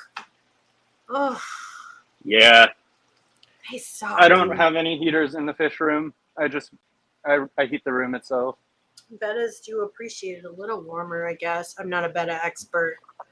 Yeah, that's why, like, I mean, even the ink birds are not 100% reliable, but that's like those kind of stories is what scared me into wanting to get an ink bird in every situation possible. Well, I don't have it on everything. If you break a thermostat and you're heating the room and it sticks on, you'll come in and notice that it's hot before the water is too hot. Yeah. Because the air holds a lot less thermal mass anyways. So that's a good enough fail-safe if you're in the fish room often enough, in my opinion. Yeah, I just would be miserable in my fish room if it were hot all the time. So I it's pretty hot in my fish room. Steven likes his house to be 63 degrees. I wish. Yep. My thermostat's set at 83. Yeah. That's it's why. The summer. My heaters are I can't afford to set it any lower than that. It's the summer. No, Steven likes to. He. I mean, obviously, no one can get their air conditioning down to 63 in Louisiana right now. It's just Yeah, my not. daily lows are in the 60s and my highs are in the hundreds. So I'm feeling Yeah. pretty good at 83, honestly. I guess if you walk outside for a few minutes and then come back in, it feels better. Yeah. My house right now. I mean, it depends on the part of the house, but like over where my tanks are, it's hotter because there isn't really very good ventilation. Hmm. I mean, my tanks, they get over 80 all summer. It's just hotter. Yeah. So on the subject of plants, we're talking about the rock wool style shipping pots, keeping things like crypts in there. They don't, the plants are not happy long term in those Nah. for sure. But Lots of things don't like rock wool long term, period. no. I Yeah, I think feel like you can rock kind wool. of, yeah, you can kind of get away with the pots. I think they're not the greatest either. They're really small, They're but good yeah, for rock tissue wool's bad. culture, and they're dirt cheap, which is why people use them. I mean, they're not even like they're originally not even for aquarium people. Like they're for the horticultural industry for tissue culturing things. So like I don't know, for instance, like you're taking dahlia cuttings, you can root them in rock wool, and they're good for rooting things. yeah. But you wouldn't permanently keep your dahlia Nah. in rock wool. Yeah, eventually it'll cut up the roots and choke them out. Right. So Yep. Scotty So said it's 79 in here. Felt great when it was 77, but 72 would be a lot better. It's just really hot out in a lot of places right now. And I'm lucky I live in Indiana where it's not too bad. We'll have 2 days this week where it will dip into the 90s. Otherwise, right now we're in the high 80s, which, I mean, it's a milder climate. mhm. So, but at my parents' house, it's going to be 105 because Iowa sucks. So this plant farm you've got here, is this what you trim and take to auctions mainly? Yeah, I mean, so normally what I sell when I say I just like have trimmings to throw to people, that's because they're overgrowing the 50. And Yeah. then in here is pretty much culture that I think should sell decently.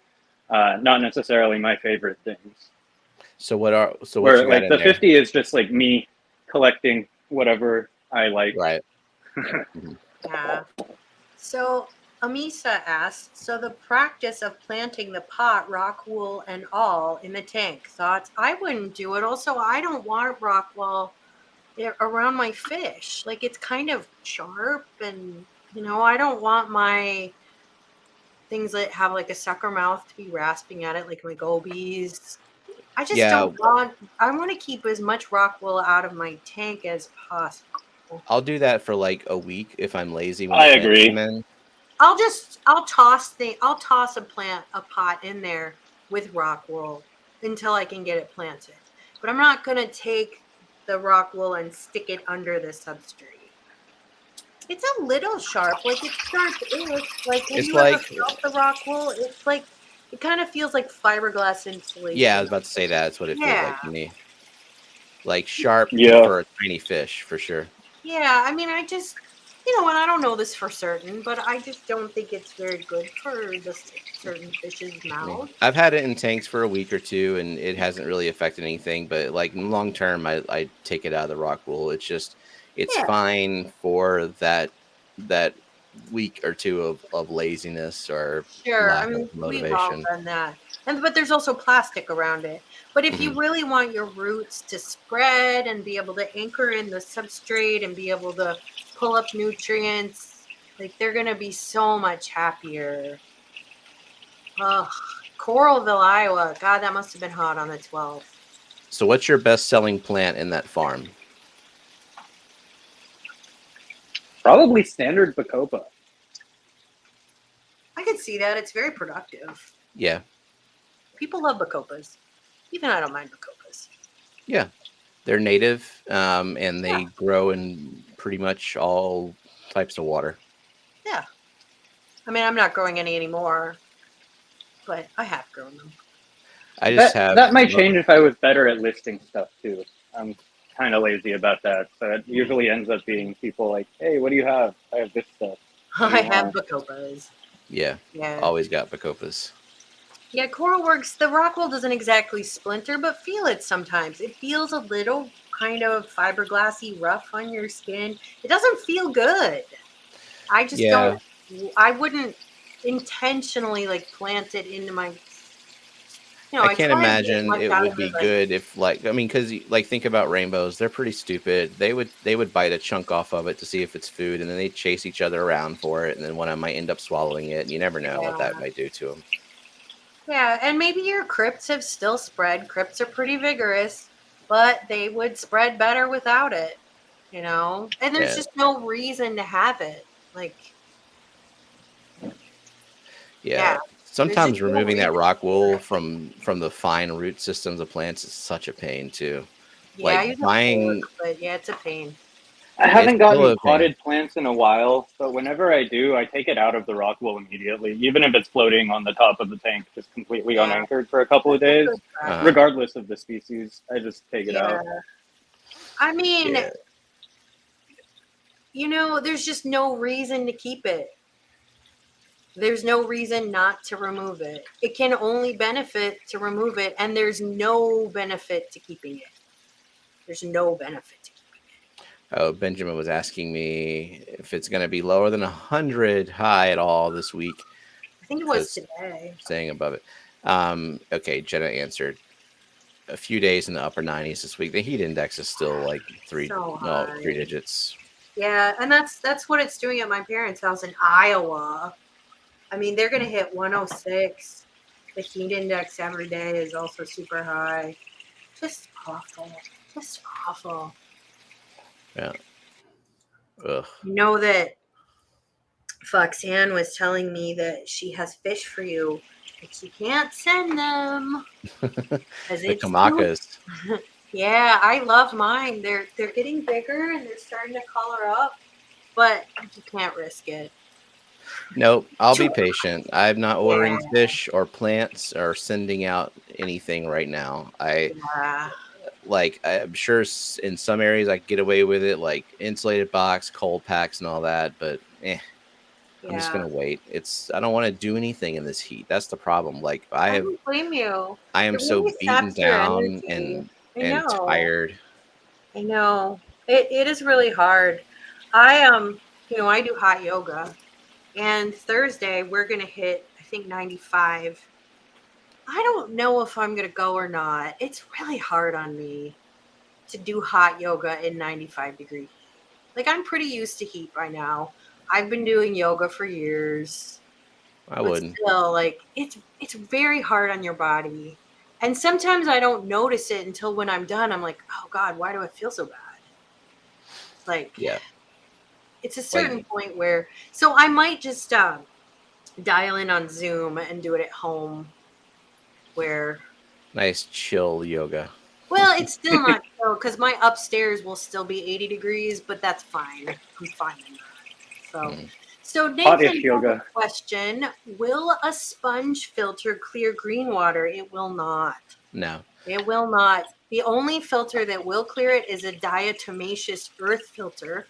I don't think they make those anymore. You can use a UV sterilizer, or you can just take a sheet and throw it over your tank and turn out your lights. For about 2 weeks. Sometimes it doesn't take that long. Depends on how far along it is. It depends. Do some water changes. If it's pea soup. Water changes. Yeah, I mean, I guess I've never had green water that's gotten that far. I've only had mild cases. But yeah, the blackout works. Some people are crazy and go with trash bags. I never do that because I want gas exchange, just like a sheet, like a bed sheet or a blanket. Good enough. Turn out your lights. Just forget about your tank for a while. I was looking to see if Amazon made one, but then, Coro makes a good point. You just get some diatomaceous earth. You can DIY it. I think even Kelly could DIY a diatom filter. I could, but would I? I don't know. I don't know. I don't have green water frequently. No, I have green water outside, and I'm fine with that. Yeah, I don't mind it in my pond. It's fine at my ponds because I only care about the things out of the water. So, Yeah, I wouldn't know where to start to DIY a diatom filter. I guess I would have diatomaceous earth. I don't know. It's Yeah. never going to happen. I guess I could ask Jake to do it and he'd be like, oh. I guess. Jake doesn't want to DIY anything. No, I would just get UV filter. That's pretty fast. You can do a combination of UV filtration and blackout. Yeah, the blackout But- works. The blackout Mhm. works. It takes a little time, but it'll get you there. So what size is this tank, Luke? I've had green water in the 50 before too, and it just sort of goes away on its own if you It do gets a big water outcompeted. change 3 times in 3 days, and then just keep your schedule normal if it was balanced before. I saw it happen Mm. when it got cold and then when it got hot. When the temperature was shifting, the last couple Oh. of years, I had the water turn green for like a week, and then it just went away. Yeah, That's I think anecdotal. that tank's pretty well balanced, So, and it Yeah. doesn't. Don't take It's, my word as gospel. it's nutrient starved unless you fertilize it. So yeah, I could see that. I had green water, I think, once in this tank, but it wasn't very green. It was only just barely green. I didn't even put a sheet over it. I just turned the lights off for a couple days and it went away. But it wasn't a very advanced case of green water. I've never had green water in any of my tanks indoors, other than like a jar of water set out by a windowsill. To make green water, which is Yeah. excellent food for very tiny fry, like rainbow fish Mhm. fry. So green water is one of those things like when you have it, you don't need it. And when you need it, you can't have it. Yeah. That's how it goes. Yep. Like if you're trying to make green water, Good you luck. won't be able to do it. Let's see. Is Scotty going at 6? 'Cause I saw that Austin had rescheduled. Yeah, I probably need to go anyways. I have I'm to getting take care of dog. She I'm is getting hungry. hungry. Dog is hungry. She needs her dinner right now. Yeah. Well, thank you so much, Luke, for coming on with us, showing us the par meter and your tanks as they are Thanks for joining us. We love having you. Next week we have an announcement. Sure, yeah. Thanks for having me. Yeah. Next week, Myrtle is back. Yes, Myrtle's coming back next week. Yay! Back in school. Hooray. Myrtle is back, Getting his so we can priorities mod straight. for the panel. Yeah. Yeah. thanks for So joining thanks so us. much to our moderators and chatters and lurkers and our replay crew as well. And thanks again, Luke. Thank you, And, Luke. Great to have you. Yeah, We'll see y'all thanks. later. Thanks And for thank you- inspiring me to get something done. Yeah, get I the wouldn't water have changes done this done. water change just now. Nice. Yeah, we love seeing your tanks. I loved seeing your Madagascar rainbows. That was Mm-hmm. awesome. So thank you, everyone, and we'll see you. Bye. Have a good night, everyone.